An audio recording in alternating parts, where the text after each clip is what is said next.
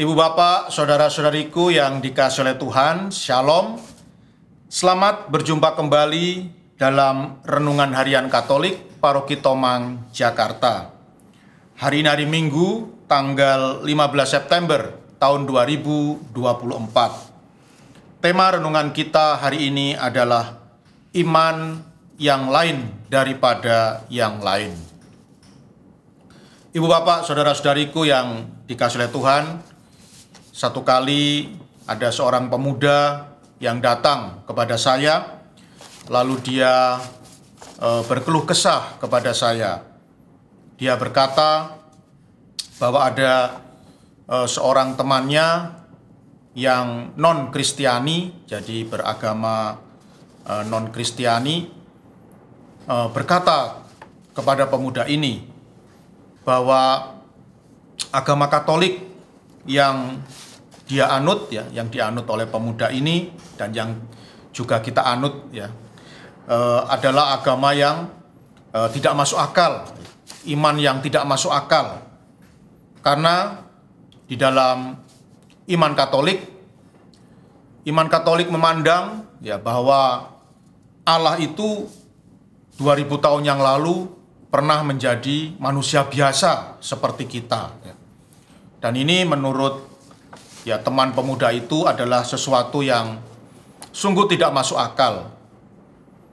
Bagaimana mungkin Allah yang Maha Tinggi itu turun ke dunia menjadi manusia biasa seperti kita.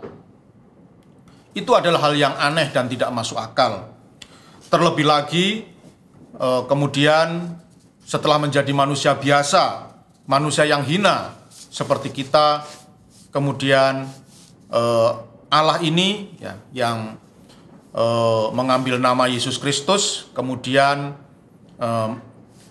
mengalami pengalaman penderitaan yang begitu mengerikan, disiksa, dianiaya, bahkan kemudian dibunuh di kayu salib demi menghapuskan, demi menebus dosa-dosa umat manusia.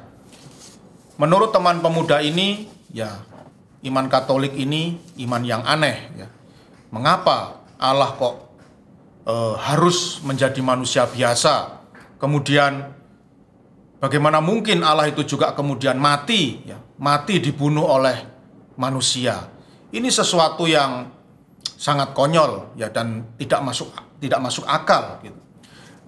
Dan kemudian pemuda ini pun menurut pengakuannya dia merasa terguncang, dia merasa imannya sangat terguncang dan mulai mempertanyakan apakah benar apa yang diimani oleh gereja Katolik ini, Allah kok mau jadi manusia, Allah kok bisa mati dengan cara yang hina, dipaku di kayu salib oleh manusia.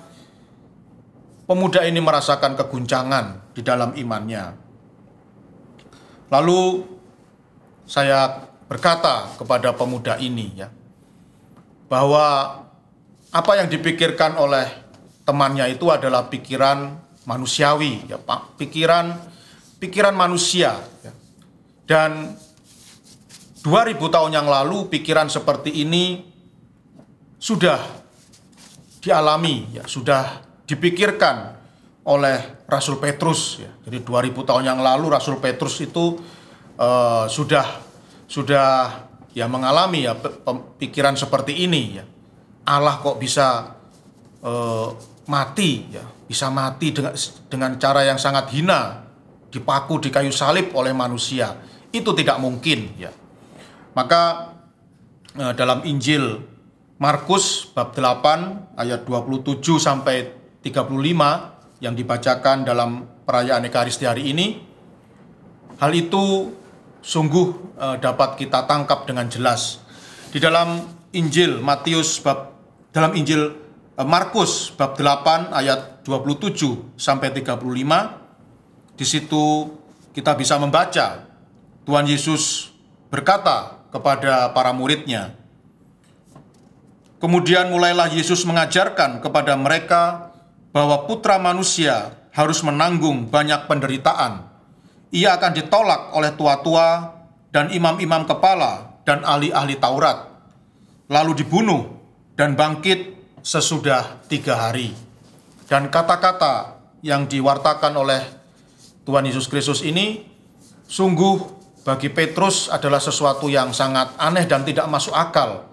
Bagaimana Allah yang Maha Tinggi, yang ia sembah, yang ia puja, akan dibunuh dengan cara yang sangat mengenaskan oleh manusia. Ini sungguh sangat tidak bisa masuk ke dalam akal Petrus. Dan tetapi kemudian melihat keraguan Petrus ini, Tuhan Yesus pun berkata kepada Petrus dan para murid yang lain. Lalu berpalinglah Yesus dan sambil memandang murid-muridnya, ia menegur Petrus dengan keras. Enyahlah iblis, sebab engkau bukan memikirkan apa yang dipikirkan oleh Allah, melainkan apa yang dipikirkan oleh manusia. Jadi sekali lagi Ibu Bapak, Saudara-saudari yang dikasih oleh Tuhan, kalau kita menggunakan pikiran manusia, kita semua juga pasti akan setuju ya. Mengapa Allah yang Maha Tinggi itu kok menjadi manusia biasa yang hina seperti kita, lalu kemudian juga mati dengan cara yang sangat mengerikan, dipaku di kayu salib. Mengapa Allah mau menanggung semuanya itu? Ini tidak masuk akal. Tetapi ya kalau kita membaca kitab Yesaya 55, Yesaya bab 55 ayat 8 sampai dengan 9, di situ Tuhan berfirman, rancanganku bukanlah rancanganmu, jalanmu bukanlah jalanku. Ya. Jadi Tuhan di dalam kitab Yesaya itu sudah menegaskan kepada kita bahwa pada kenyataannya seringkali cara berpikir manusia itu berbeda dengan cara berpikir Tuhan, ya. Dan tidak harus sama, ya. Yaitu adalah hak prerogatif dari Tuhan, ya. Tuhan mau jadi manusia biasa, Tuhan mau mati di kayu salib dengan cara yang hina demi untuk menyelamatkan umat manusia. Ya itulah cara berpikir Allah yang kita sembah, Allah yang kita muliakan, ya. Dan kita tidak bisa memaksa, kita tidak bisa memaksa Allah untuk mengikuti cara berpikir kita manusia, ya. Justru kita yang manusia ini harus menyesuaikan cara berpikir kita dengan cara berpikir Allah. Ibu Bapak, Saudara-saudariku yang dikasih oleh Tuhan, ada seorang teolog yang sangat terkenal, namanya Jürgen Moltmann.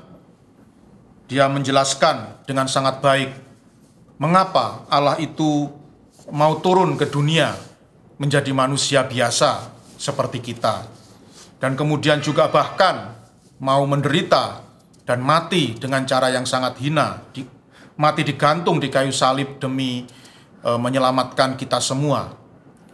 Dia menjawab dengan sangat bagus bahwa justru dengan peristiwa inkarnasi, justru dengan peristiwa penjelmaan Allah menjadi manusia biasa seperti kita memiliki sebuah jaminan bahwa kita tidak hidup sendirian.